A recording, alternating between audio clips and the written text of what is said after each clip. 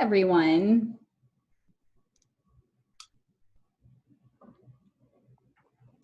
Hello, hello. Can everyone hear me okay? Yes. Yes? Okay, great. Hello, everyone. I can see that everyone's still trying to join. We're waiting on just a few more people to get connected. While we are waiting, first of all, we just wanted to say thank you so much and welcome to this amazing event. We will be having some really fab champagne. If you guys haven't had the champagne already, feel free to start sipping. We're gonna do a tasting together, but we don't wanna hold you back because it is very enticing. So it's absolutely delicious. And then we've got the caviar as well. So hopefully you guys have some caviar on ice and it's all ready to go. So as we are waiting on everyone, if you haven't opened your champagne or had your caviar all set, now is the time to do it so we can get started. So I'll just wait for a few more minutes while we get people on because I know I've gotten messages saying that they're trying to hop on. So welcome.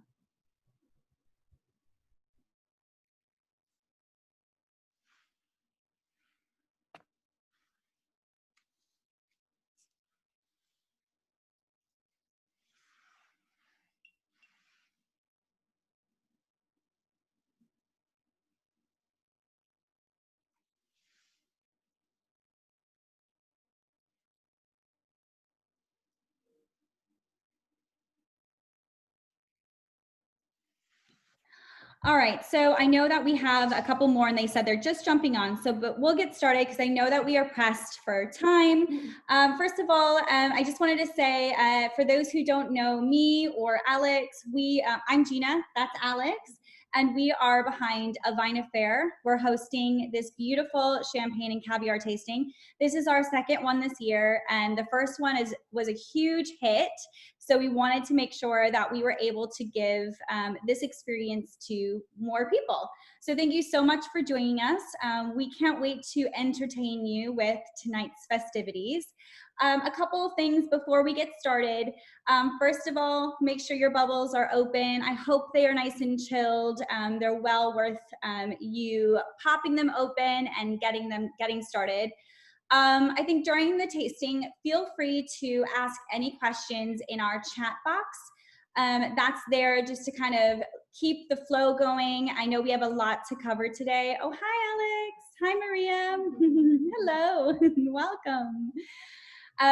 So while we are doing our presentations, we'll take all the questions in the chat box and Alex and I will be monitoring those questions.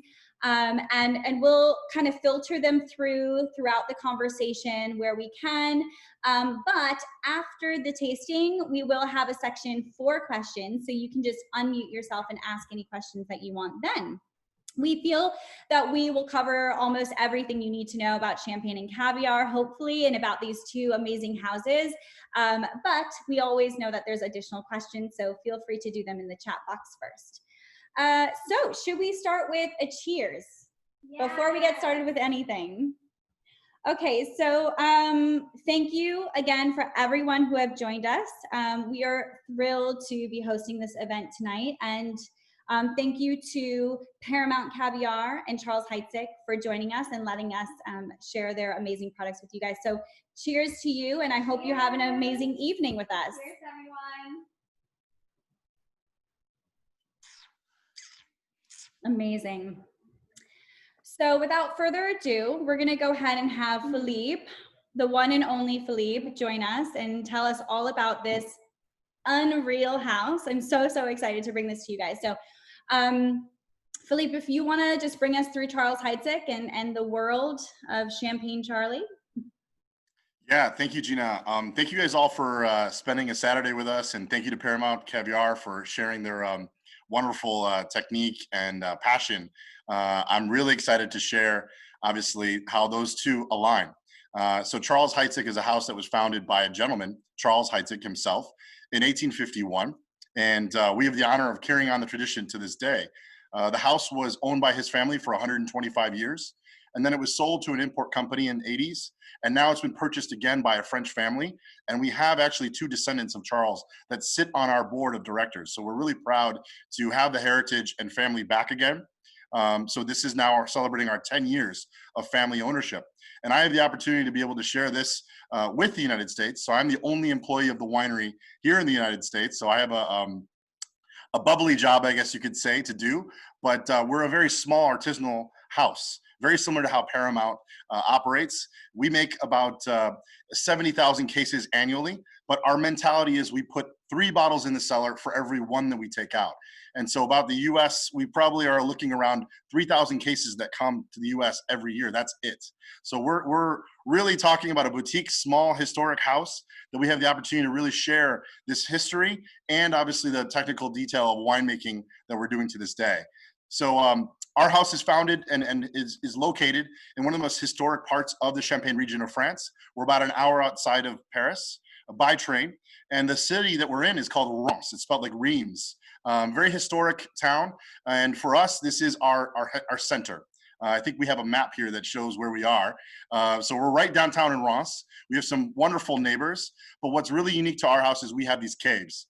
Our Carrière, as we call it, are basically chalk caves that were formed millennia ago by years and years of seashells and oysters and seabed life that's compacted. And this gives us the natural chalk soil that we need in our cellar and in our vineyards to create the style of wine that you have from the region of Champagne.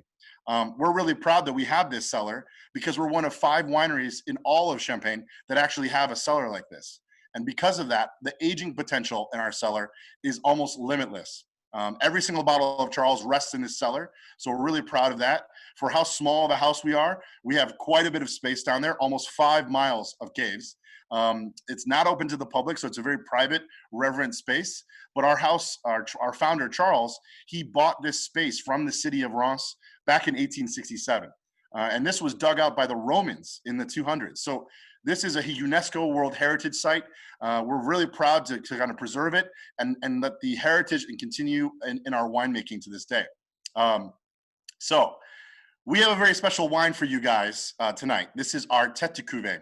Tête de cuvée basically means top of the head or top of the class.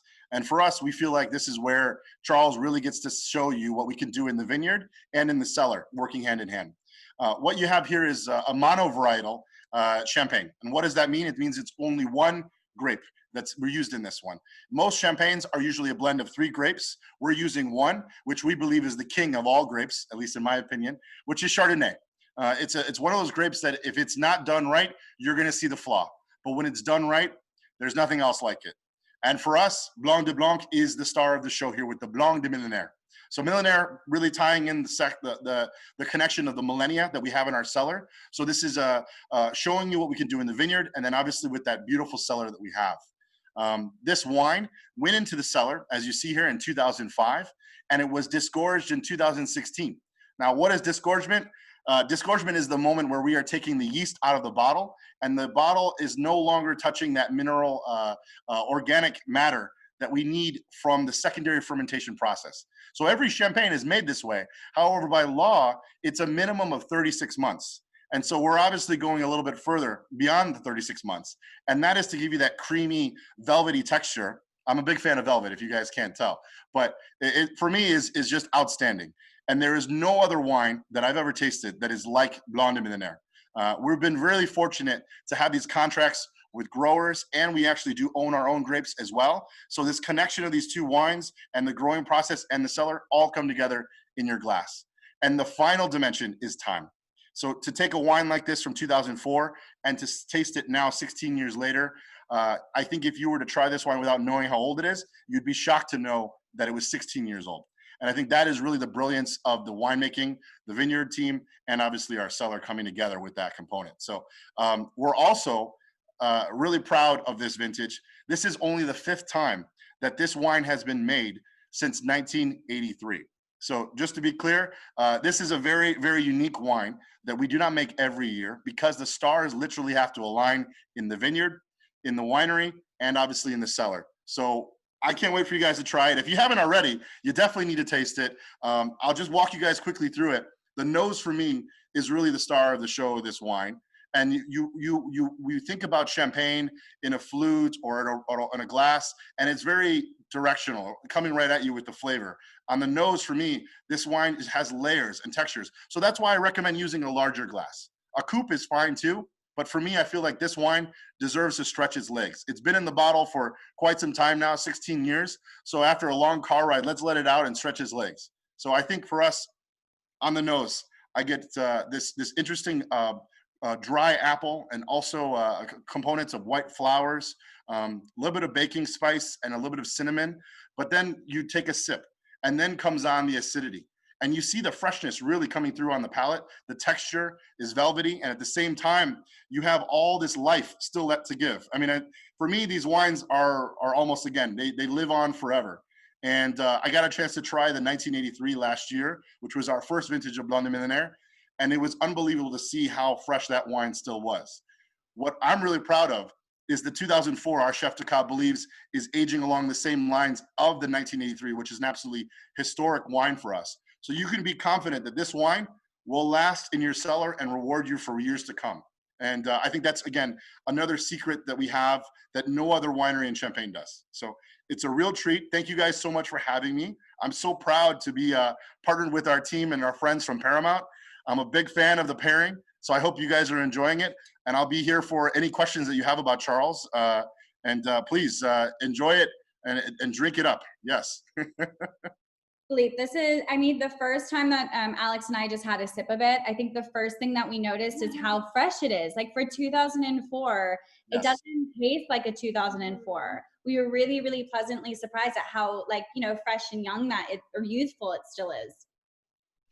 Yes, thank you. Thank you so much. I think it's, again, it's all those stars aligning. And when you have a wine like this that is really built in this manner, it's not as fruity and as decadent, I think, as some other wines of this caliber from the region. But we're not looking for that. We wanted to show you the earthiness, the components in our soil, and then obviously that richness and decadence comes out at the end. You know, really the power shows you at the end after you've taken a sip. So it's one of those things that the wine, once you take a sip, it doesn't leave. It's still there, and it comes out. And it's a very, very special wine to have in your glass. So I'm really proud to share it with you guys tonight. Yes, absolutely. We actually wanted to share with those who maybe don't know a lot about, you know, why this wine has a 2004 on it and what does that mean? Maybe a little bit more about the vintage so we can kind of understand why it tastes the way that it does. Yeah, absolutely. That's a great point. So most champagnes have no vintage on the label, and that's because Champagne is an absolutely hellish place to grow grapes. It is cool, it's damp, it's not the most rewarding place. And actually the vines themselves are stressed and they struggle. But because of that struggle, we get this beautiful minerality and decadence that you see here today. So as I was saying, most wines come with a non-vintage labeling, and we make majority of our wines are non-vintage.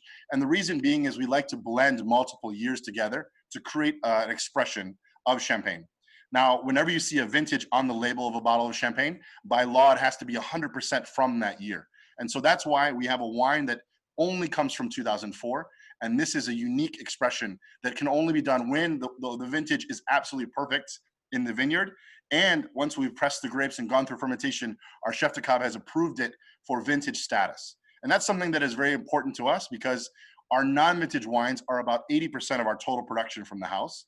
And they are really our flagship. Those are the wines that people expect from us to be of a very high quality. And so in years that we don't make the Blanc de Millenaires, the grapes that go in his go in our non-vintage bottles. So it's really about honor and integrity that comes into play. And I think that's something that's really unique about our region as a whole. Our neighbors do a similar type of process. But for us, we're really trying to think about what is there something special in the year to tell? And for us, 2004, that was that. This vintage for me is very terroir driven. And what is terroir? Terroir is the sun, the air, the wind, the climate, the sense of place, the actual soil itself. And all those things coming together have to be at play. And for me, when I think of a great wine, I want to see not just richness and body of fruit. I want to see the earthiness. I want to see the struggle. So for me, this is a vintage that is a classic hallmark vintage in Champagne. It wasn't as celebrated as 2002, which was a very hot, warm vintage, very robust. That was a vintage that I think, you have the volume is maybe at a 10 on the 2002. But for me, I don't mind an 8. An 8, sometimes you get to hear everything rather than just, the one loud drum or the loud guitar playing. You get to hear everything here.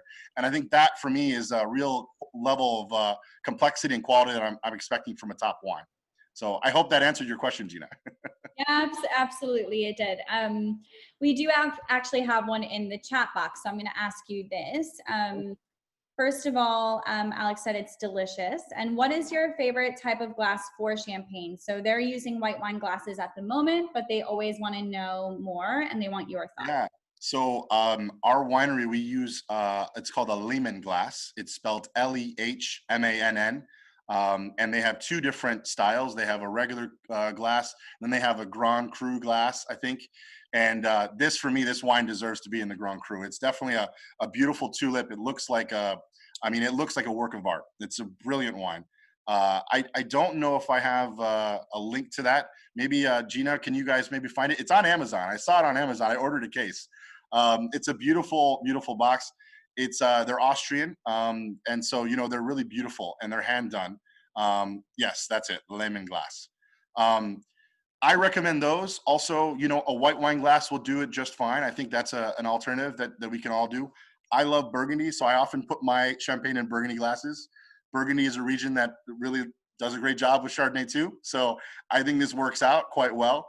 But for us at the winery, we use a lemon glass, which is really, really pretty. Yeah. And Philippe, you had said this is such a special cuvee for your house. What years are we talking that, what vintages have you chosen for this very special champagne? Yeah, so as I mentioned, the first vintage was 1983. We went from 83 to 85. And then after 85, we went to 1990. And then after 90, we went to 95. Now, after 95, we found 2004. And so that's what got us to the 5 vintages. I'm also really proud to announce that our 6th vintage will be arriving to the United States in December. So 2006 Blanc de Millenaires will released just in time for Christmas, but you have to be nice. Otherwise, the naughty kids will not get the Blanc de Millenaires '06. So Santa is coming, I promise you.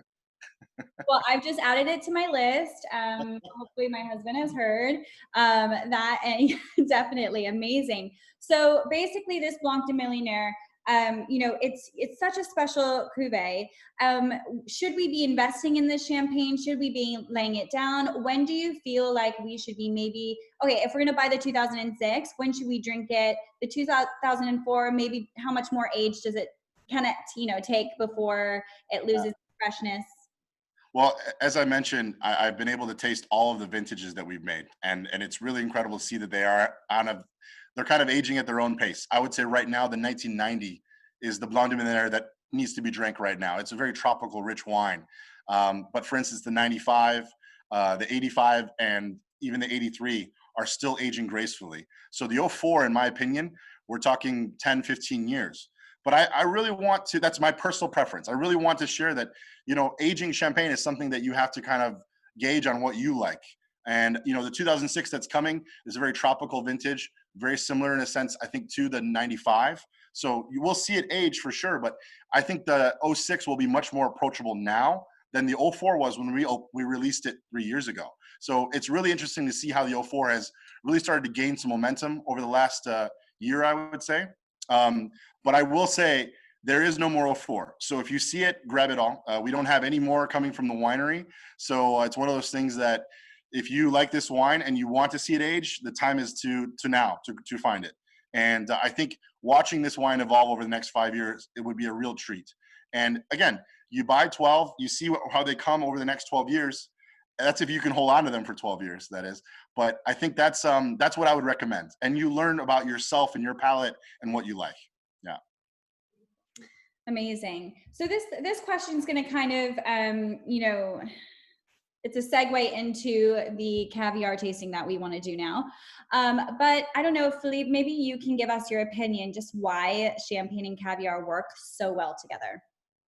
Yeah, I think for me, it's the savoriness and the salinity that you find in the caviar. That for me is classic. You know, we often drink champagne with pretty much everything.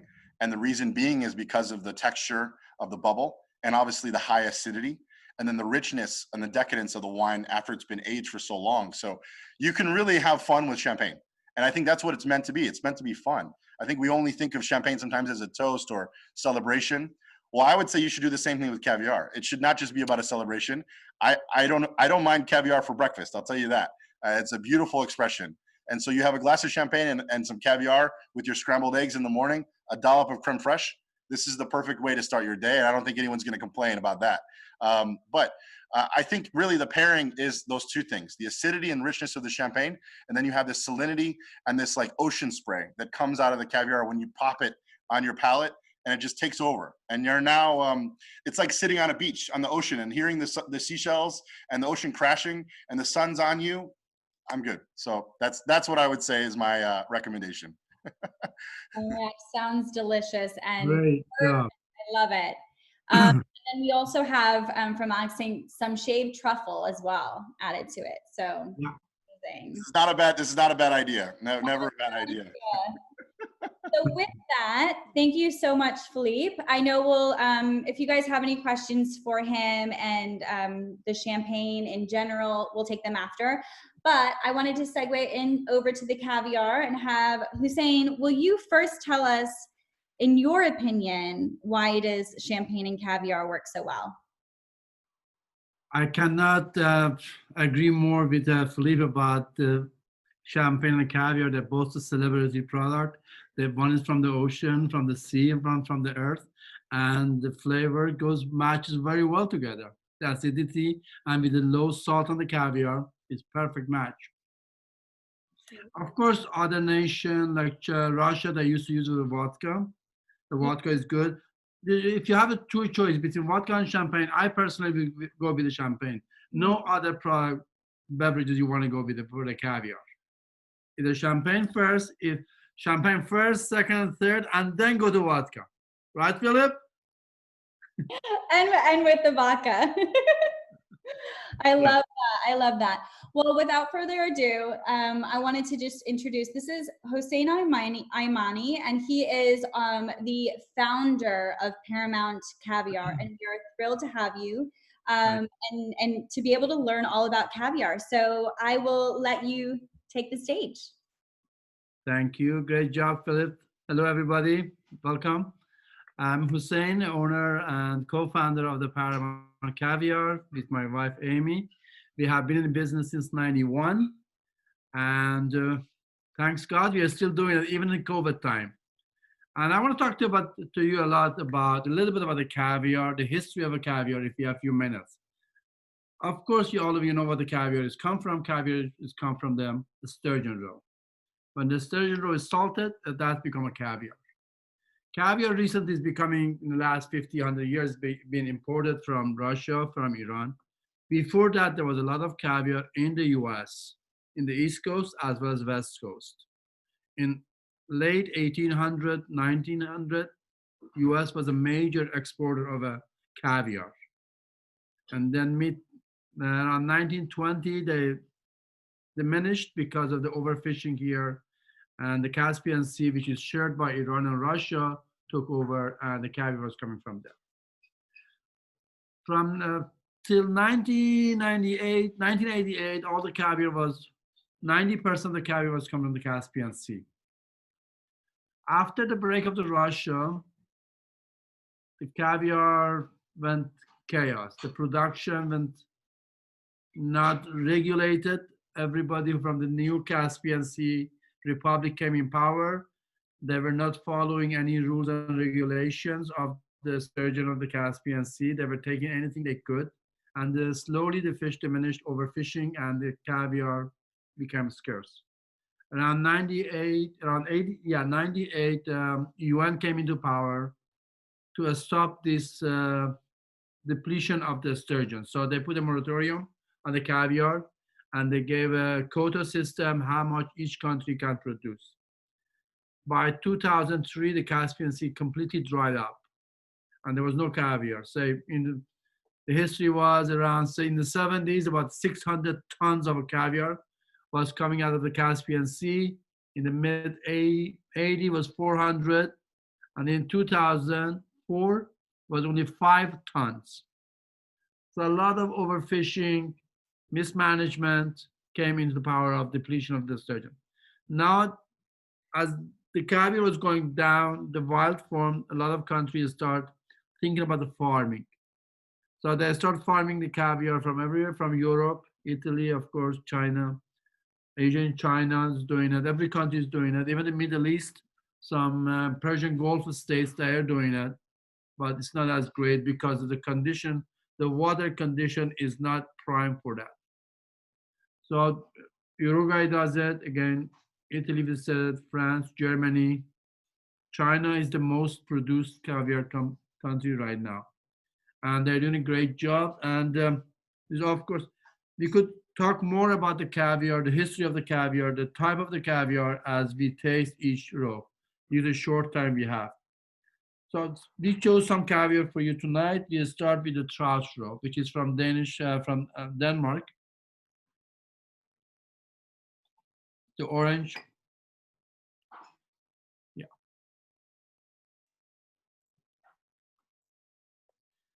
As you see, the trout roe is a small, medium-sized roe. I'm sure you have seen some salmon roe. When you compare this with the salmon roe, it has more pungent flavor, more brinier, and firmer egg. So you could really burst with the top of your tongue. This caviar is great with breakfast as you're making it, the omelet with the bagel and cream cheese and all this stuff that you could do. It's great garnish caviar. And of course, you could eat it as is as well. As you're eating the caviar, I want you, what do you have? Do you have the Bellini creme fraiche? Mm-hmm. Yes. And each caviar, I want you guys to taste it as its own also. The way I would do it, put a little bit on your, clean your hand here and put it on top and taste it. So you can see the flavor and taste the difference between with or without. And Hossein, just a quick question on how we should properly taste our caviar. So you're saying definitely taste it on its own at some point, even if we have other things with us. But when we're tasting it, how are we making sure that we get all of those elements in? So are we chewing it? Are we not chewing it? Are we pressing it? Like how? Press the top of your tongue and slowly you'll get all the flavor. There's dancing in your mouth. Mm. The oil in the caviar, the saltiness, the brininess, all you're gonna dancing around in your mouth. It's flavor. Of course, the champagne goes very nice, smooth down. Yes, we highly suggest if you guys are tasting the caviar right now, before that taste leaves your mouth, make sure that you have a glass. Cleanse your palate, each session, cleanse your palate with the final champagne that you have now. Thank you, Philippe.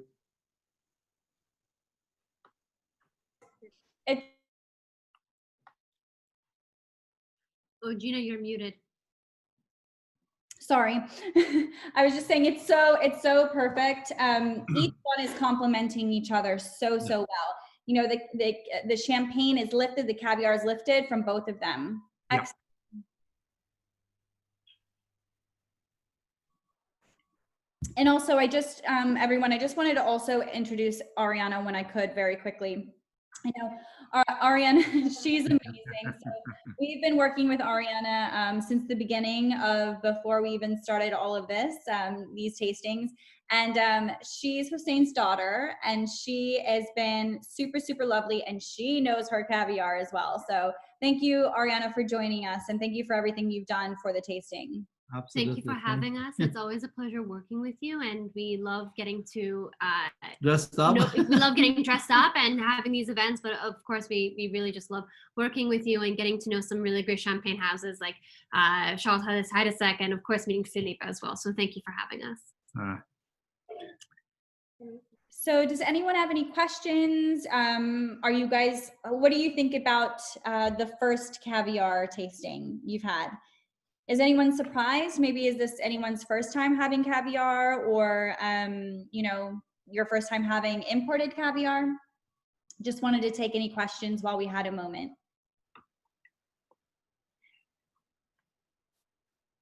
There is going to be a quiz after this. You got to ask a question now. Yep. I'm taking my notes for sure.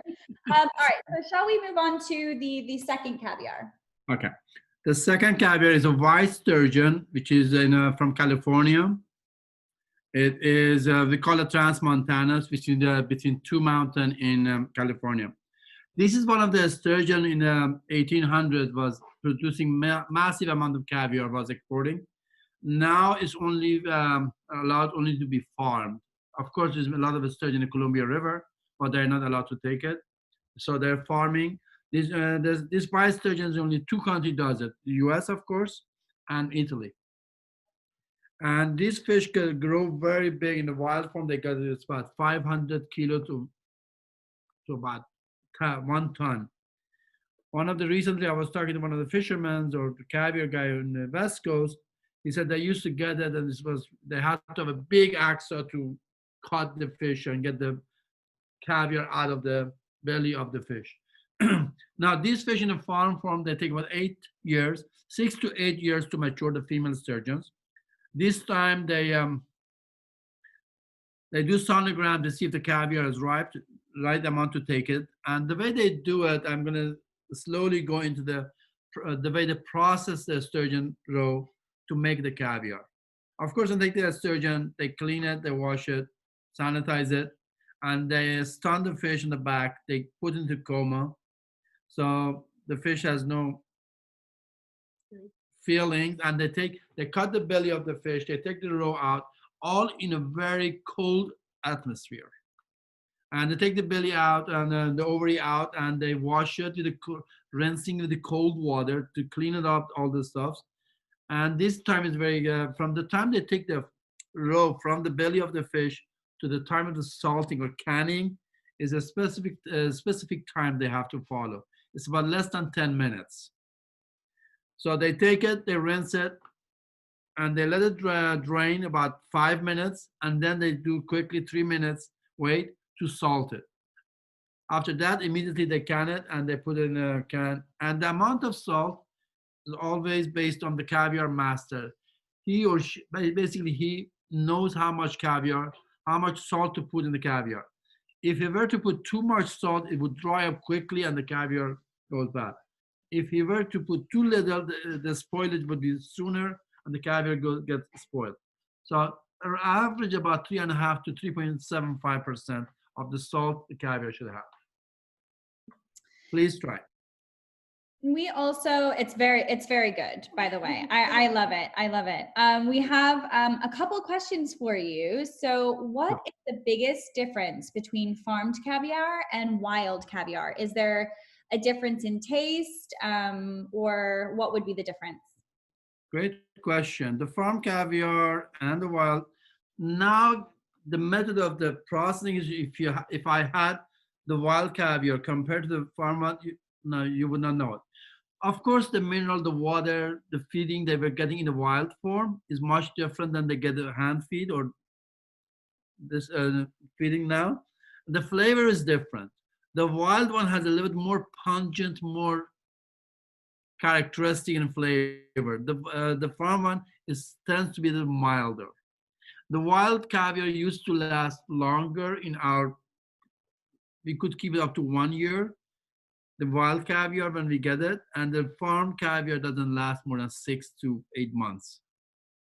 So that's but right now in the last few years, in the beginning of the farming, say 2006, 2007, the caviar was very poor quality because they did not know how to process it, nor they know what to feed the fish properly.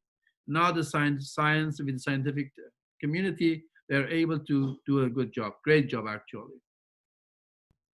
I have a question too.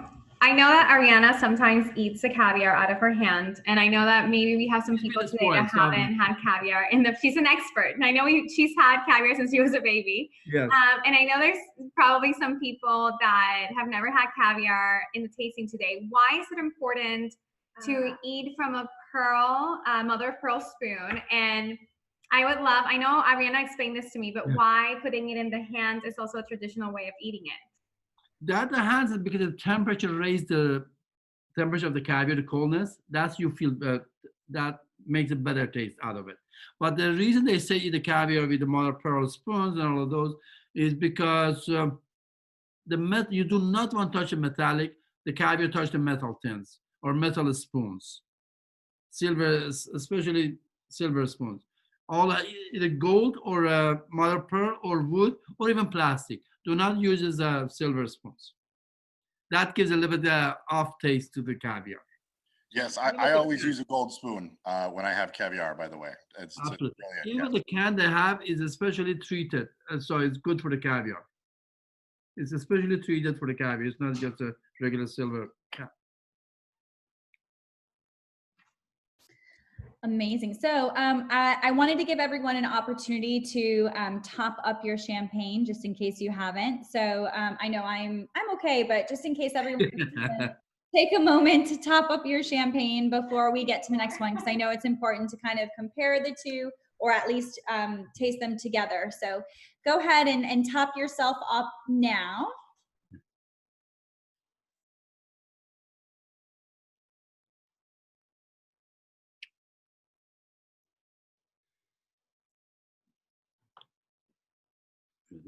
Sure.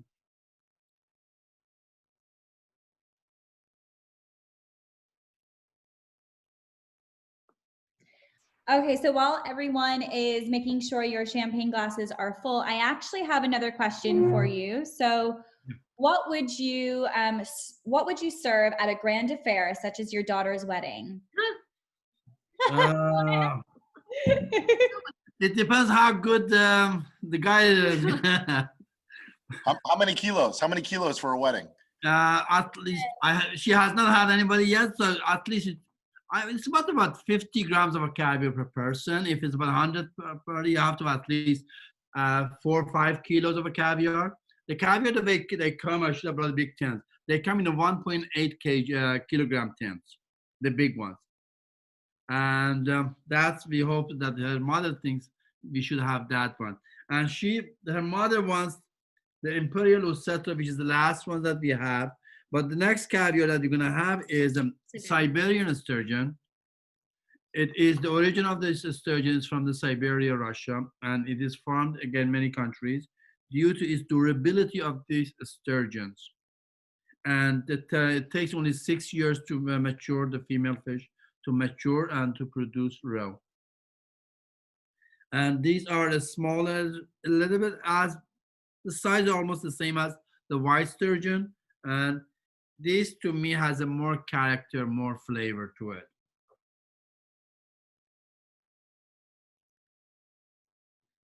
That is divine.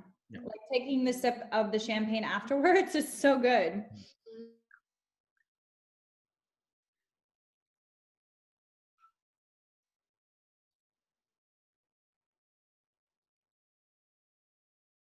These are like a lot of restaurants using that in the banquets hall and big parties for weddings, stuff like that. That's good also. No, that's caviar has been used a lot. Speaking of restaurants, what is the most popular, that they order? I'm sure maybe all of them tend to lean towards different ones based on dishes, but what is kind of your most popular that they end up putting in the restaurants a lot?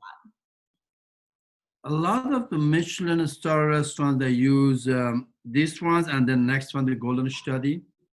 And also some again, Michelin star, they use some Asian caviar that we don't have, which is a hybrid sturgeon, which is produced in China between 2 Amur River sturgeons, which is one is the River Beluga and the other one is etc. That's a fantastic caviar that has a very large bead, and if you had it, the taste is a little bit milder than the etc. It's a great looking caviar. That's all the chefs are able to manipulate it the way they want to with their own recipes. The eggs are large and firm, and the color is amber brown, and the taste is a little bit milder. And a lot again, 1-star Michelin star, they use a lot of the Siberian sturgeons because they make sauce with that. It's the price friendly. They make a sauce with that also. Another thing to add about Siberian sturgeon, we have a lot of folks who, well, before the pandemic, a lot of folks would do walk-ins and they would come to the Caviar Vault. And A lot of them were very much newcomers to caviar. They hadn't had caviar before. So we like to use the Siberian sturgeon as the intro to caviar because of just, its very classic look, but that also when you taste it, a lot of the caviar newcomers say, oh, this is what I would expect caviar to taste like. So you get that really robust, briny flavor, and then the roe is just also really beautiful to look at as well. So from a consumer's point of view, the consumer palate really likes the Siberian sturgeon because that feels classically caviar. We also have another question. Is the beluga the most expensive type of caviar? If so, why? Beluga was used to be the most expensive caviar, and it was the largest of the 3 sturgeon in the Caspian Sea. And they were only able to get a very limited quantity. And the fish, again, because of the huge, they used to produce about 40 to 50% of the body weight of the beluga. And the beluga was taking about 20, 50, minimum 18 years, which is 15 to 20 years, mature and to produce the roe. So it was the size of the fish, the maturity rate, and the less quantity of the fish in the Caspian Sea. In the wild from the Caspian Sea, there was about 20 sturgeon. 3 of them were most popular one. They were giving caviar, roe, which they were able to do. One was the beluga, the largest ones. Then second was an ossetra. And the third one was a sevruga. A smaller fish was given a major amount of caviars. So beluga, when they catch a beluga, it was great for the fishermen or for the government. There was 40% of the body weight was caviar. And the ossetra was about 10 to 15%, which that sturgeon takes about, you're gonna go next one, we'll talk about it. And after that was sevruga, which is not farmed in many countries or any country, only one farm in Italy does it. Because the fish are very small and it's very temperamental, they're not able to farm it with a high rate. So they stopped doing it. But the wild caviar was the sevruga, was beautiful caviar, great taste, more stronger than the beluga. Beluga was in the US more known due to the major advertising in the mid 80s by the celebrity shows, stuff like that. But it was, of course, it was the most expensive one, but it did not have the best taste. It was very mild. The roe was huge, large, and the color was there, but the better caviar was the ossetra.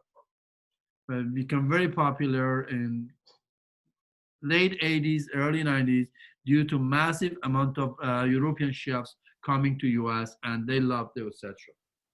So will we ever see Another thing was the beluga, because of his massive advertisement, there was a story saying there was more beluga sold in New York than it was produced in the Caspian Sea. Mislabeling and the whole thing, taking advantage. Yeah, go ahead, Philippe. Yeah. Will we ever see beluga caviar ever again, or no? Because it takes so long to raise them. Beluga caviar is available in Europe, in Asia, not in the US. Even in a farm form. They're farming the beluga caviar in Europe, in China, and even in Iran they do it, but we are not allowed to bring any beluga caviar to US due to the rules and regulation by the CITES, Fish and Wildlife, stuff like that. So if you ever, Philippe, in Europe, you want a beluga caviar, let me know. I'll arrange it with you, for you. Yay. And we don't have to have any illegal beluga or any fake beluga. I think one of our last tasters or from the IG live, she was like, I've had it. Ooh, that's probably not real beluga. There's a lot of the beluga hybrid comes. The beluga hybrid, which is crossbreed between the beluga sturgeon or Siberian sturgeon or beluga sturgeon with other. They're using the name the beluga, but it is not actually pure beluga. Doesn't matter, it's a farm or wild, so it's not. They're taking advantage of the name of the beluga. That's it. Yeah, this happens to me all the time. You know, somebody orders a glass of champagne, then they find out it's from Italy, or you know, it's like that's not champagne. Unfortunately, it's probably good, but it's not from Champagne. I think that's important to see the similarity. Yeah, absolutely. The beluga comes from the beluga sturgeon. Each caviar is named after the sturgeon they come from. Beluga comes from beluga sturgeon. Sevruga used to come from Sevruga sturgeon. Was like if you say Siberian sturgeon, this caviar comes from the Siberian sturgeon. And then the golden study was set from Ossetra sturgeon, Ossetrina sturgeons. And people playing game or taking advantage of novice people, that's not right. Amazing. Well, shall we try our last caviar? All right, let's go. The last one is the best of Mohegan caviar in Ossetra. Is very, very popular nationally and internationally. And again, this sturgeon it takes about 10 to 12 years in the wild form to mature, to produce the roe. And now it's found again in many countries. It's about 8 years. And one thing about the sturgeon I have to mention that unlike the salmon fish, when they spawn, they die. But the sturgeon, they do spawn multi times. If the first run, if they're very particular how they spawn, if the condition is not right, the water temperature or the quality of the water is not their liking, they will not spawn. They will not release the roe. They will keep it. And then it absorbs in 2 years later, they are able to do that. That's one thing about the sturgeon I would want you all to know about. They're very particular about the roe. That's why when they want to take the roe out of the belly, that's why they stun the fish. They're very protective animal of their roe. That's really interesting. I actually didn't know that. So how is everyone enjoying your caviar paired with? Tell me about the flavor or the taste of this classic Ossetra. This is very cool. You know, have you had it? Yeah. Oh, believe me, I've had it.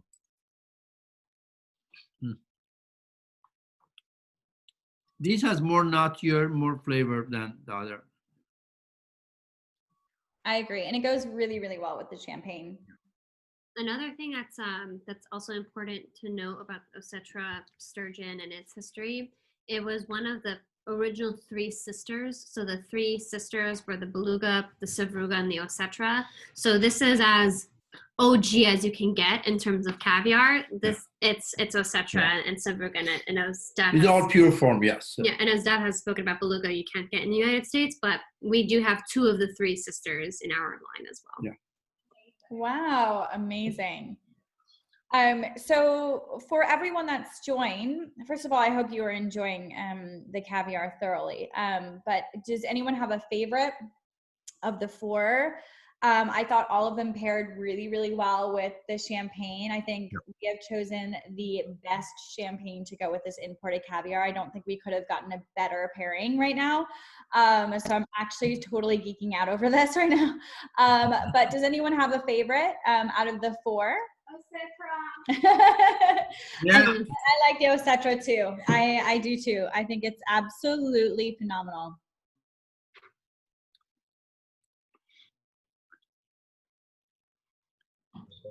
Let me turn it on. We're with you. Ossetra is our favorite. Ossetra. So real quick, if you guys want to meet yourselves and talk to Philippe and Hossein, feel free to do so now since we're kind of like already ate all the caviar and we're walking through them. But something I wanted to also say, we're doing imported caviar, but if you guys haven't had domestic caviar, the US is making also some amazing caviars and Paramount has it. So that's one thing I wanted to say before we go into questions. And second, if you guys are foodies or are like, I feel like I'm gonna get starstruck when I want to meet a chef, not a musician or an actor. If you guys are foodies and are into like restaurants and all this stuff, Hossein is actually a legend in New York. He provides caviar to 11 Madison Park, Le Bernardin, and a lot of the top restaurants in New York City. Before I met Hossein and before I had his caviar, I actually ate his caviar and didn't know it was his caviar. So when I met Ariana, she's like, "You've eaten our caviars according to your pictures. You've actually tried our caviars in the past." So if you guys are kind of like, you know, into food and into chefs and all that stuff, know that you're having an opportunity to ask a legend in the New York City and I think across the US for chefs.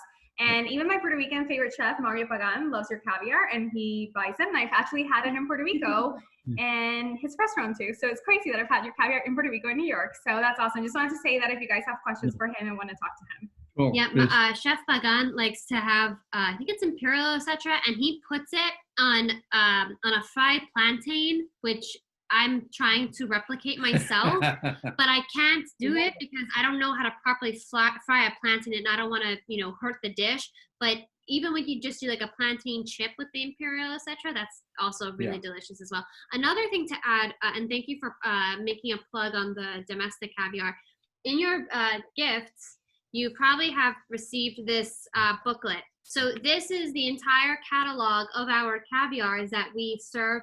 Additionally, you're going to get some tips on how to prepare and serve the caviar.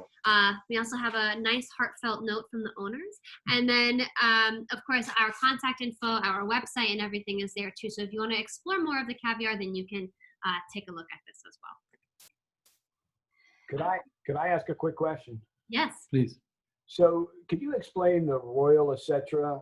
I was under the impression that it comes from normal etc., the normal sturgeon, but it only happens occasionally or rarely. Can you explain that a little to me? There is a grading, they call it classic etc., royal etc., or imperial etc. That the only thing difference between royal and classic is the size and the color of the sturgeons.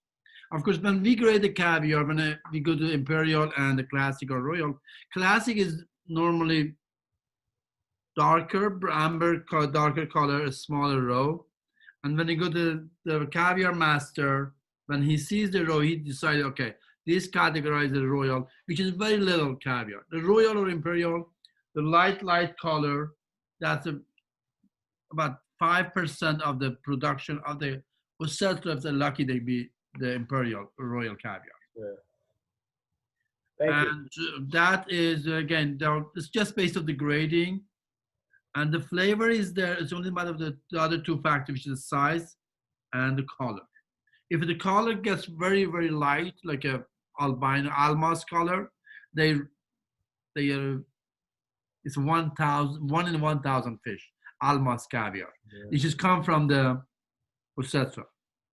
It's a bright gold. It's beautiful.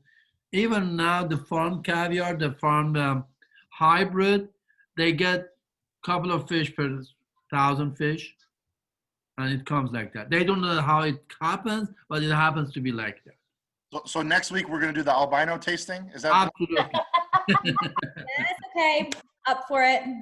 I'll wear my white jacket for that one. What Everybody, are we drinking, Philippe, with it? Yes, what are we drinking with it then, Philippe? with the albino, we have to do the 83. The 83 for sure. I'm in. Absolutely. Give us the date. We're in. I'll help, Philippe and I will help you find the 83. Yes. Yes. In our side, in the Paramount Caviar, we have it's called a special reserve. The albino, we get 1 or 2 cans, those cans. In a year Just of out of that. curiosity, what is the cost of this per versus the regular About Hossein? 450 per ounce. Oh my gosh. I'm in. Hey, sometimes you got to just see what it's all about. That's living. You got to live, Yeah. Wow, that's awesome. So cool.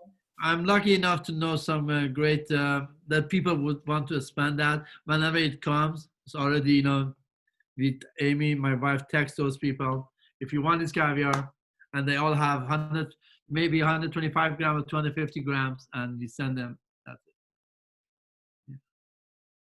Amazing. I just wanted to take a moment. I know I've introduced Philippe early on, but we actually didn't talk about you, Philippe. And I know we've talked about Paramount Caviar and a little bit about the history, but would you give us a little rundown of you? Because I know you're the U.S. ambassador for Charles Heidsieck, but we would love to know a little bit more about you. Yeah. Well, I'm from Chicago. My father is a chef, and we have a restaurant here in Chicago. So I'm a second generation restaurateur and sommelier. I learned a lot about wine and cuisine from my father. He would always take us to a different country every summer. We'd close the restaurant for about a month, and he would pick a chef that he wanted to meet. And, you know, I had some really incredible moments. There was this one restaurant in Spain that he took us to that really was kind of the turning point of me understanding cuisine and these experiences. There's this restaurant by this gentleman, his name is Ferran Adria, and his restaurant is called El Bulli. And I was there, I was 15 years old at one of the greatest restaurants ever. And, you know, it just kind of started to click. And I realized that this show and this moment, these experiences were built into me from a very early age. And so when I, you know, was in college, I was working in the summer at our family's restaurant. And I realized that, you know, I love this connection of bringing these experiences to our guests. And I fell in love with hospitality. And I realized also that wine is a big part of hospitality. And to be able to connect with people that maybe you've never met before in an instant moment, you know, you can pour them a glass of something like this. And I think we could all agree, just like the caviar, it's something special. You know, whether we speak the same language or if we like the same music, I think we can all agree that this is something unique on our palates. So I saw this was an easy way for us to connect with others. And I saw it also as a way for me to give back to my family. And I fell in love with it. So I spent 9 years on the floor as a sommelier, as a beverage director. And, you know, I really got a chance to see the combination of wine and cuisine together. I realized at a certain point I couldn't keep asking for a raise from my parents, you know, as it didn't make sense that we're a small restaurant. We have about 60 seats. So, you know, we're only open 6 nights a week. So there's only so much that you can do. But I knew that I wanted to challenge myself and learn more about wine and learn more about the wine business. So I took a job with a wine auction house here in Chicago called Hart Davis Hart. And I saw this ability for me to use hospitality and wine to connect with others all over the world. And so I was really helping private clients build collections and also to sell their collections. And this was for me, I think like graduate school for a sommelier. You get a chance to taste some of the oldest wines in the world that have been stored perfectly. Really, really incredible experience. And then I moved on to my first love, which was Champagne. That was like really my first region that I studied when I was working at the restaurant and when I was learning about wine. And I had an opportunity to go work for an importer, and I realized that there was this whole nother world of wine that connected me with restaurants still. So essentially, I was able to do a lot of the private client work, also working with champagne houses and connecting with restaurants. So it just brought me into a different world. I left to start my own consultancy in 2012. And essentially, I got connected with the family that now owns Charles Heidsieck, and they asked me to take over their business here for the US, and they wanted to relaunch the brand. And it's been now 2 years that I moved to New York to kind of restart everything. So Charles Heidsieck himself came to the US. He first came to New York. So the family really wanted me to be in New York to relaunch the brand. And it was an incredible expression to say, let's go, you know, let's see what we can do with this. And at the same time, I got a chance to really be in the driver's seat. And we haven't looked back since. So it's been an incredible ride. And I pinch myself every morning. It's still happening. It's real. Amazing. Great story. Good show. Great story. Yeah. So if any of you guys, you know, like the champagnes, please check us out on Instagram. Check out the Caviar on Instagram. Follow along. You know, we love to share our passions on a daily basis through the story, and Instagram is a great way to connect. So please, if you guys have enjoyed, take a look at what we do, and please connect, reach out. If we're ever traveling to Champagne, please let me know. Our winery is not open to the public, but I'm happy to make a spare key and send it to you guys. We will take it. We will take it. Consider it done. It's a really big key, though. It's like an old skeleton key, so it's pretty heavy, but you can't lose it. Or take a pair of shoes for it, no problem. I have her phone number. Awesome. Amazing. Does anyone else have any questions? I know that we are at that time now, and I know I'm sure many of you would like to possibly go eat, finish your caviar on your own and your champagne on your own. So if there are any further questions, please put them in the chat box or unmute yourself. I think we're all right. Well, okay, we'll just say a big thank you for joining us. I mean, this has been amazing and unreal. Come here, Alex. I'm here with her. But thank you, everyone. Once again, thank you, Hossein and Ariana, for making sure we got our caviars and trusting us on the second tasting. Thank you, Philippe, for joining us this time. Yes. We're all buying 2004 and keeping it for 10 years. Yep. And 2006, Philippe, you're gonna give me that for my birth or for Christmas. And we're all sending you a we go to champagne as well. Yes. So please. And Paramount Caviar. Yes, and caviar for Christmas as well. Always end with a cheers, guys. So. Yes, so cheers. Thank you, everyone. Cheers. Thank you. Cheers. Great job.